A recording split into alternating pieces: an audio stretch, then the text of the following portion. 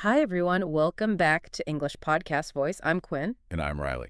And I have to admit, I am so ready for another deep dive because I desperately need a listening superpower upgrade. Well, I'm ready to break out the linguistics textbooks and hopefully turn that upgrade into a reality. Yeah.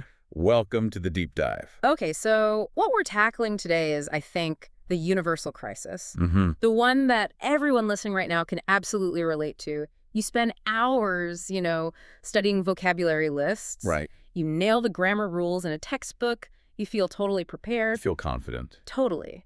But the minute a native speaker opens their mouth, maybe they're speaking fast in a noisy cafe, or the audio is a bit fuzzy on a video, everything just turns into noise. One long, continuous stream. Yes, it feels fundamentally impossible to keep up. And that feeling, that sense of the language just disappearing into the air, that's probably the biggest barrier between intermediate and, advanced fluency. It's so frustrating because I know the words. If I saw them written down, I'd be fine.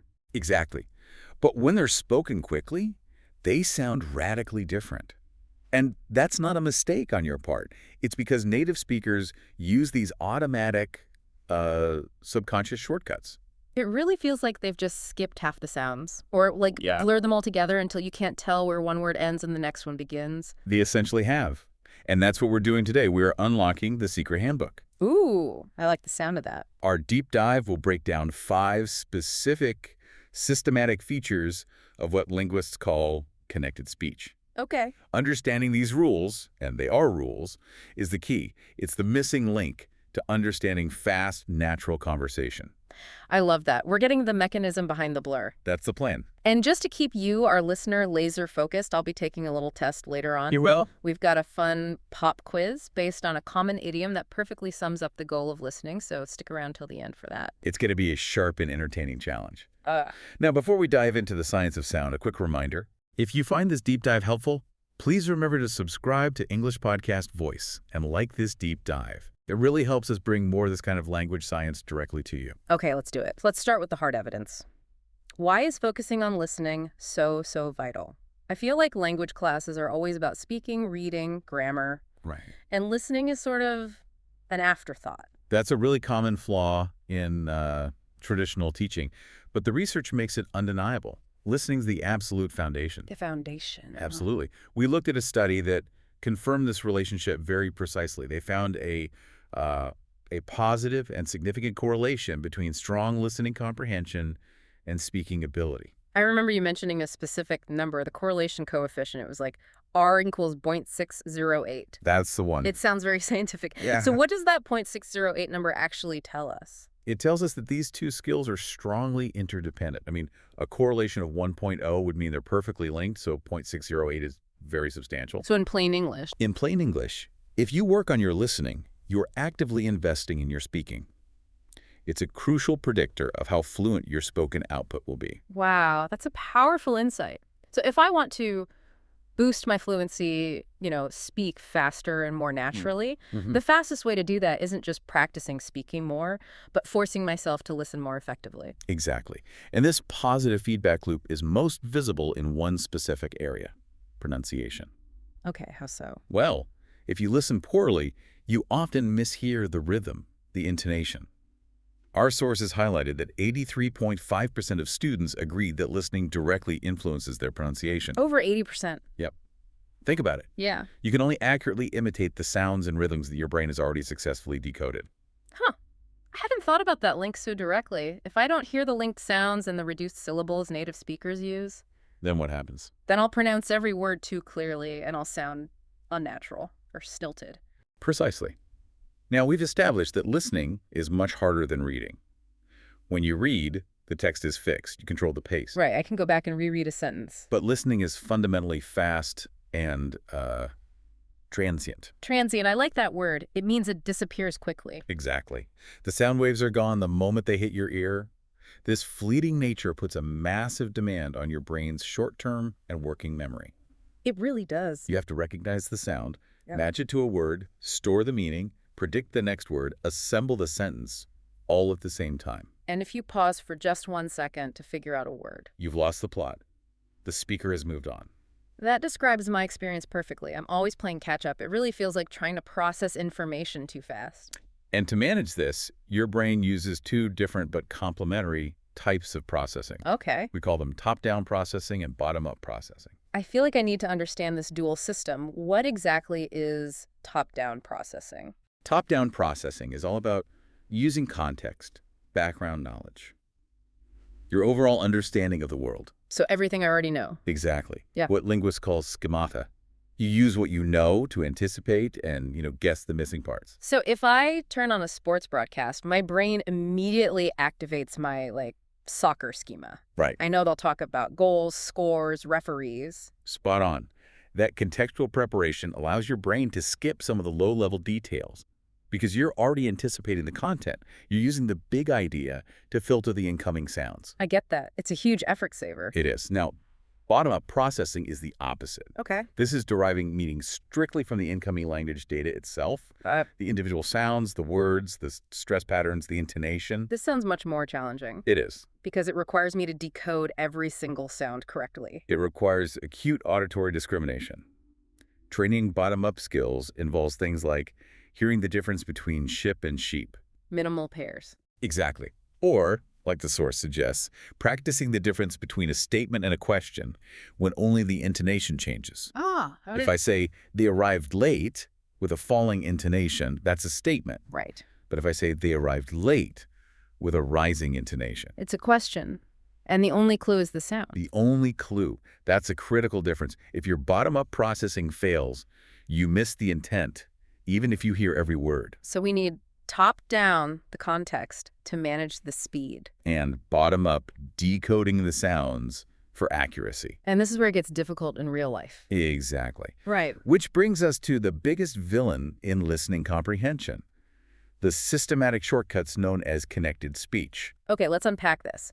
I'm convinced my listening problems are not always about vocabulary. It's the words blurring together. That's a huge part of it. So why do native speakers sound like they're talking through a machine gun, as the source put it? They sound fast because they are eliminating every opportunity for unnecessary effort in their speech. In continuous natural speech, the boundaries between words are rarely clear-cut. So if I try to pronounce every word perfectly, I sound slow, hyper-articulated, right, almost robotic. Right. Okay, so I hear this term connected speech, but it sounds so academic. It does, a little bit. Can we put it into plain English for the rest of us? Absolutely. Let's do our protocol for this key term. Let's do it. So connected speech is basically the blanket term for all the ways sounds are lost, changed, or linked together in spoken English. And why? Purely for the sake of efficiency, to make speaking easier and faster. It's the language being inherently lazy to save time and muscle movement. So it's not an error, it's a feature. It's a core feature. It's systematic efficiency built right into the language. Let's look at a few examples of what it produces. Okay. For a formal example, even in a formal speech, a politician might say, the government must invest in infrastructure. The final T sound of must will likely blend seamlessly into the vowel sound in invest. You'll hear must invest. The words aren't separate. Okay, I can hear that. Now, a casual example, this is where it gets dramatic. Instead of hearing, what are you going to do later? Which is how I would say it. You'll hear the reduction and blending turn it into, what you going to do later? Right, what you gonna. The individual words have vanished. They've become a single phrase unit. And for a funny or weird example, think about the confusion from phrases that sound the same. Okay. If someone says grape aid really quickly, it's phonetically almost identical to great ape. Whoa, it is. And the only way you know the difference is the context. So that's top-down processing again. If we're talking about a zoo, it's great ape. If we're talking about juice, It's grape aid. Your brain eliminates the confusion instantly. But that highlights the problem perfectly, doesn't it? it totally does. I rely on the spelling in my head, and if the spoken sound is the same, I panic. Okay, let's try a quick skit. Ask me a casual blended question really fast. Sure. Have you seen the news today? Wait. What? Havya? Mm-hmm. Did you just say, have you seen the news today? I did? I heard Havya, which I didn't recognize as a word. I thought maybe it was a person's name. Exactly. And that's the trap. I didn't ask about a havya. The sounds from have you connected. The V from have blends with the Y from you. And it becomes Havya. And if you're trying to find the separate written words have and you, your brain just freezes. You have to learn to hear it as one sound unit. That really shows we have to learn phrases as a sound, not just as individual written words. Absolutely. And when we discuss this concept, we use collocations like features of connected speech or connected speech patterns, and those are the specific rules we're about to dive into. Fantastic. Let's break down those 5 features that change the shape of words. Okay, let's start with the ones that change sounds. First up, assimilation. Assimilation, the sound changer. Right. Assimilation is when a sound changes its quality to become more like a neighboring sound. And why does it do that? It happens because your speech organs, your tongue, your lips, are already moving to get ready for the next sound. So my mouth is cheating. It's preparing for the next word before the first one is even finished. Precisely. It's about mouth efficiency. Let's try some examples from the research. Okay. If you say in bath quickly, the N sound, which you make with your tongue behind your teeth, Right. it often changes to an M sound. Bath. Why? Because the M sound uses your lips. And it's getting you ready for the B sound in bath, which also uses your lips. In bath. In bath. Oh, I hear that soft tum sneak in. If I keep the N pure, my tongue has to move all the way back. It feels slow. It's highly inefficient. Here's another classic one. When a T sound meets a Y sound. Okay. In last year, the T at the end of last and the Y at the start of year often blend to create a chi sound. A T sound. Yes, so it sounds like last year. Last year. Last year. Wow. That is undeniable. It's a soft cheat that I would never think to write down. And one more. Hyde Park. The D in Hyde is made with the tongue, but the P in Park is made with the lips. Right. So if you say it quickly, the D can sometimes change to a B sound to prepare for that P. Right, B Park. It makes the transition easier. Assimilation is all about the mouth, minimizing the distance it has to travel between sounds. It's almost physically exhausting not to do it. Okay, so next up is elision. Elision, the sound dropper. So this is simpler. This is when the sound just disappears. It's vaporized. Completely. It's the complete loss of a sound, a phoneme, usually because it's in an unstressed, difficult position. So like stuck between a bunch of other consonants. Exactly. The time and effort to pronounce sounds like T or D in those clusters is just too much for efficient conversation. Give us some major vanishing X. Okay, try saying left back quickly. Left back, left back. Yeah, the tet is gone. It's gone. Or with I must go, the final T on must almost always disappears. It sounds like I must go. I feel the disruption. If I force it, I must go. It's clunky. It is. And the biggest examples are those everyday contractions. You know, like give me, becoming gimme. Or going to, becoming gonna. Exactly. You're seeing the elision of weak sounds to simplify things. Let's look at one specific environment. The loss of the final V in the word of. Oh, yeah. I almost never say the V in of. Because it's inefficient. Think of some of that. We don't say some of that. No, it's not. The V is elided. Well, or a cup of tea. a cup of. Recognizing that this elision is expected is key to decoding fast speech. Okay, so feature number 3. Catenation, or you might just call it linking. The word linker. This is where the final consonant of one word joins the vowel sound that starts the next word, creating an unbroken stream. So consonant N, vowel start, they get glued together. I've definitely mistaken those linked sounds for one long, unfamiliar word before. That is the universal confusion for learners. Pick it up. Okay. A learner might hear pikey tup. The K from pick links to it, and the T from it links to up. Peaky tup. Wow. That transformation from 3 words into one rhythmic unit is massive. Or the classic, what is it? What is it? Exactly, what is it? If you're listening bottom up, trying to decode that word by word, you'll fail. You have to recognize the whole phrase unit. So the implication here is that if I pause between every single word, I sound like I'm reading a children's book. But if you link them, you achieve speed and rhythm. Okay, next up is intrusion. This one sounds tricky. Now this feature feels almost unfair to the listener. Because it involves a sound appearing that isn't even written down. An extra sound. That seems like cheating. Language doesn't care about spelling, it cares about smooth speaking. This is intrusion, where an extra unwritten sound appears between 2 words to prevent 2 vowel sounds from clashing. And there are specific sounds that do this. Yes. The 3 most common intrusive sounds are R, J, or W. Okay, let's break that down. The intrusive R. This is really common in non-rhotic accents, like many types of British English. For example, in the phrase media event. Okay, media ends with the vowel. Event starts with 1. Right. And if you say it quickly, you often hear an intrusive R sound to bridge that gap. Media R event. Media R event. I hear it. It makes it so much smoother. Exactly. Now for the intrusive J sound, this appears when a word ending in a high front vowel, like the vowel in C or I, is followed by another vowel. Try saying I always quickly. I always. Whoa. The J sound just naturally comes out. Because your tongue is already in position. And finally, the intrusive W sound. Where does this one show up? Typically after vowels made with rounded lips, like in go or to. Try go away. Go away. I definitely hear a little W in there. Your lips are rounded for go, and releasing them slightly generates that sound before away. It's all about maintaining continuous airflow. Okay, our final feature, delayed plosion. Delayed plosion. So a plosive is a consonant where the airflow is stopped and then released explosively. Think B, D, G, P, T, and K. Explosive consonants. Yeah. Got it. When two of these plosive sounds meet, we often take a microscopic pause before releasing the second one. That pause is the delayed plosion. How does that actually help with understanding? It helps us distinguish word boundaries. Let's use the example from the source.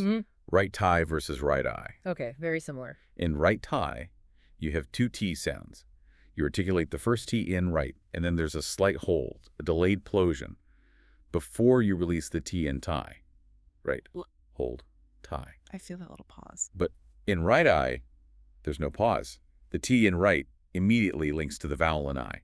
That's catenation. Ah. So that tiny difference, the presence or absence of that delay, is a crucial bottom-up cue that tells your brain where the word boundary is. Wow. So we're not just trying to hear words, we're hearing pauses, sound changes, extra sounds. You're hearing the transformations. Yeah. And if you're trained to hear these 5 transformations, that machine gun speech suddenly becomes systematic and predictable. This whole section has convinced me I need to switch from passive listening to active training. But first, you mentioned that vocabulary bottleneck. The idea that what seems like a speed issue is often still just not knowing enough words. That's right. Learners need about 95 to 98% lexical coverage to understand effectively.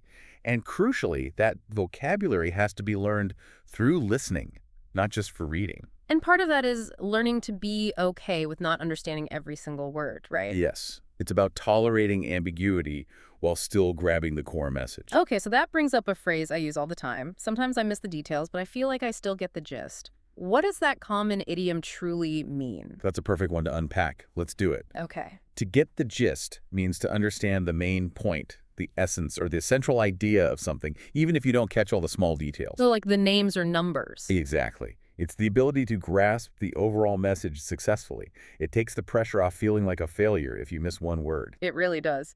Okay, let's do our 3 scenarios. Formal example.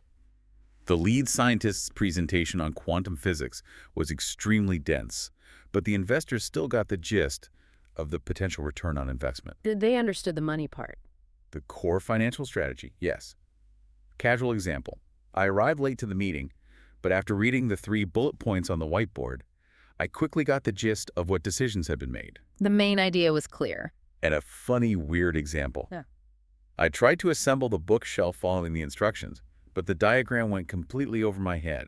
However, I got the gist that the long screws go into the thick panels. That's the most important gist of all, survival instructions. Exactly. Okay, quick scenario. I'm listening to you explain a movie plot, but there's a loud coffee machine next to me, so I only catch fragments. Go. Speaking quickly, slightly muffled. So then the main character had to leave the planet. But he forgot the launch code. And the time was running out. They had to radio mission control. Okay, I definitely missed the character's name and why he forgot the code, but I got the gist. What's the gist? The gist is a race against time plot. A stranded astronaut is trying to escape a planet before it's too late, but he needs outside help. Perfect deduction. You use those anchor words, planet, launch code, time running out, to construct the meaning. That's the goal. Okay, so we can say things like, get the general gist, or miss the details but catch the gist. Exactly. So understanding the gist is a top-down skill. How do we build the bottom-up decoding skill to make that easier? Let's talk about shadowing and dictogloss. 2 very active techniques. So shadowing, I heard of it, but what exactly is it and why is it so effective? Shadowing is maybe the most physically challenging but rewarding technique.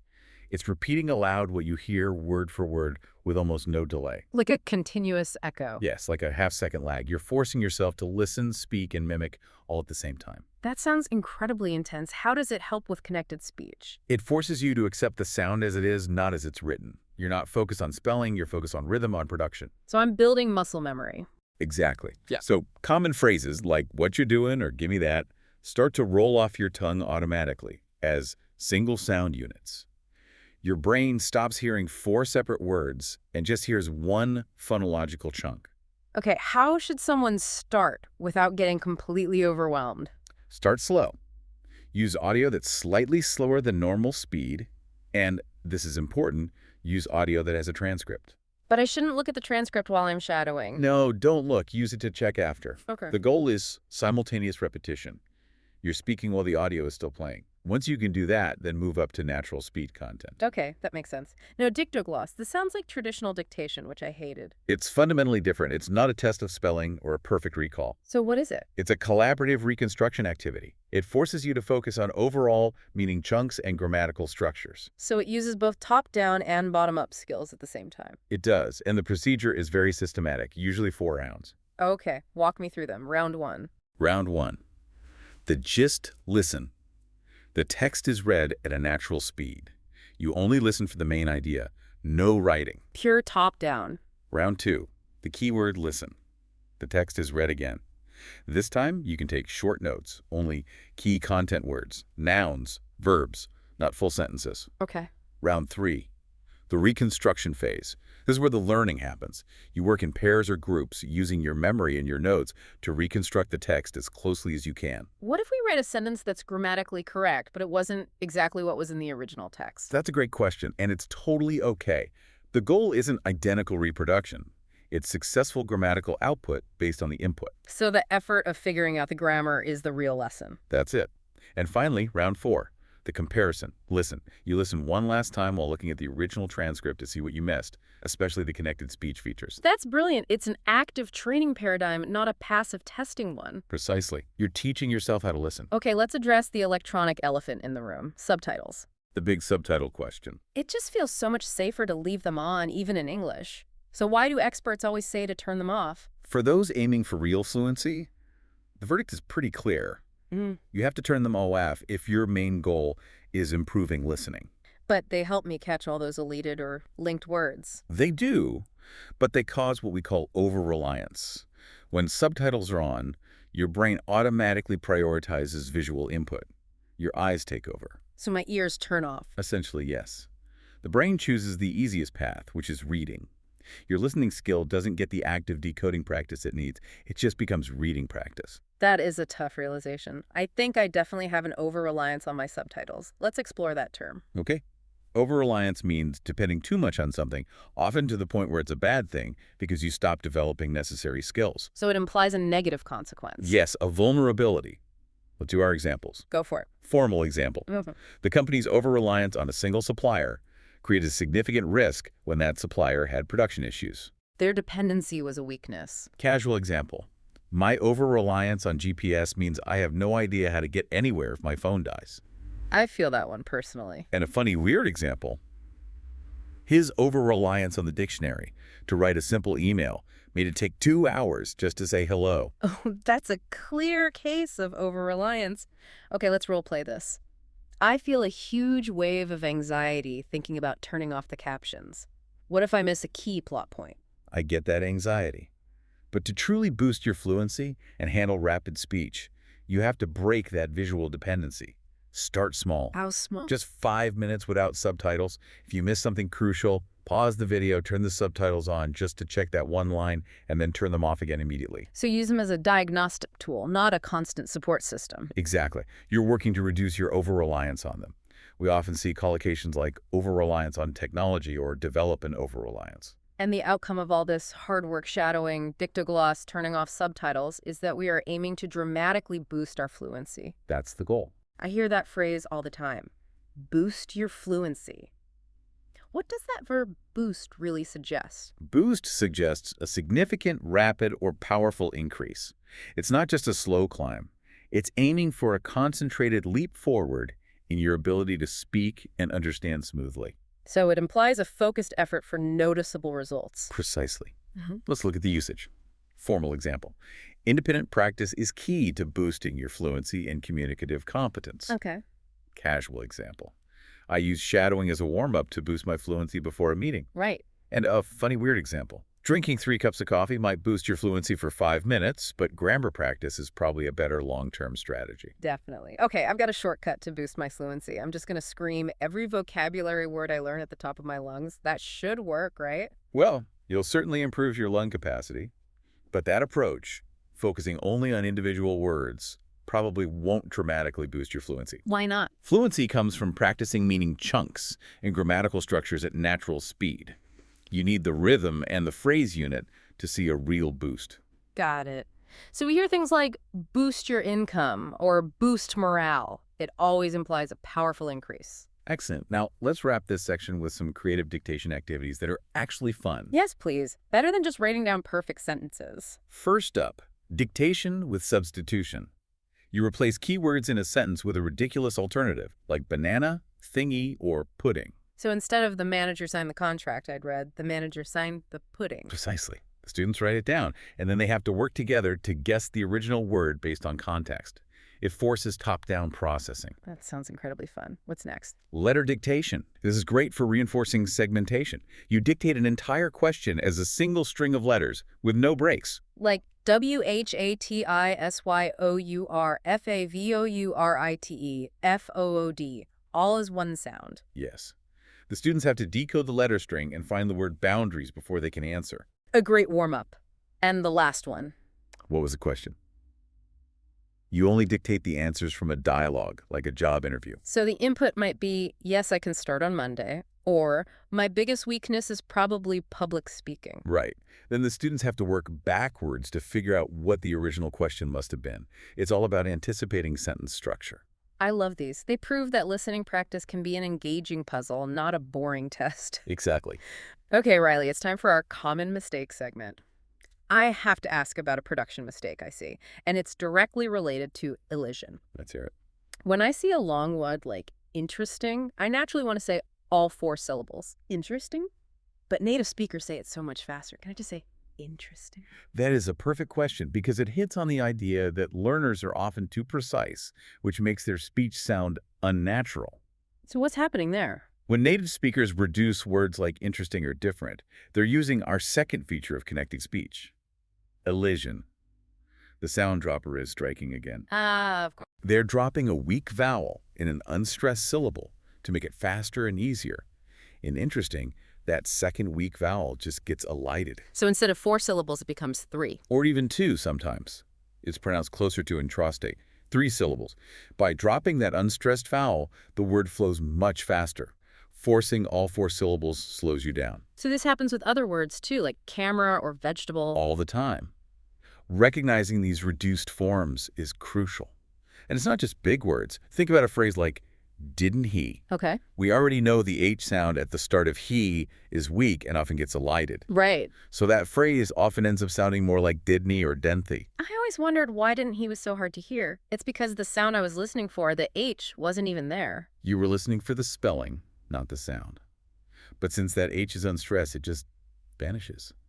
Recognizing this systematic dropping is the ultimate bottom-up skill. Mind blown. All right, you've absorbed a ton of information today. I have. So it is time for the pop quiz we promised at the start of this deep dive. Bring it on. My context processor is fired up and ready to go. Excellent. Yeah. I'm going to give you a scenario that uses a couple of the idioms we learned. Ready? Ready. The complex financial spreadsheet went completely over my head, but I still got the gist of the CEO's urgent plan to boost our income. Okay. Question 1. Which idiom means I didn't understand the details? That would be went completely over my head. The complexity was too much. Correct. And question 2. Which idiom means I understood the main point? That's got the gist. I caught the essence even if I missed the specific numbers. You passed with flying colors. I think you're ready to apply these strategies. I certainly feel much more equipped. Let's quickly summarize the 3 most important takeaways for our listeners today. Number 1, the mechanism of speed is connected speech. You have to actively train your ear to recognize the 5 systematic transformations: assimilation, elision, catenation, intrusion, and delayed plosion. Number 2, the solutions are active, not passive. Use dictogloss and shadowing. These powerful techniques force you to internalize phrases as sound units. And number 3, the subtitle rule. To break your over-reliance on reading, you have to turn them off. Force your auditory system to do the hard work. That is all fantastic, actionable advice. So here is your micro-challenge for the week. Let's hear it. The next time you watch a movie or video in English, keep the subtitles off for just 5 minutes. That's it. Just 5 minutes, and see if you can get the gist of the conversation. Remember, consistency is more important than intensity. Good luck. And don't forget to like and subscribe to English Podcast Voice. Until next time, keep listening actively and transforming that noise into fluency. I'm Quinn. See you next time. And I'm Riley.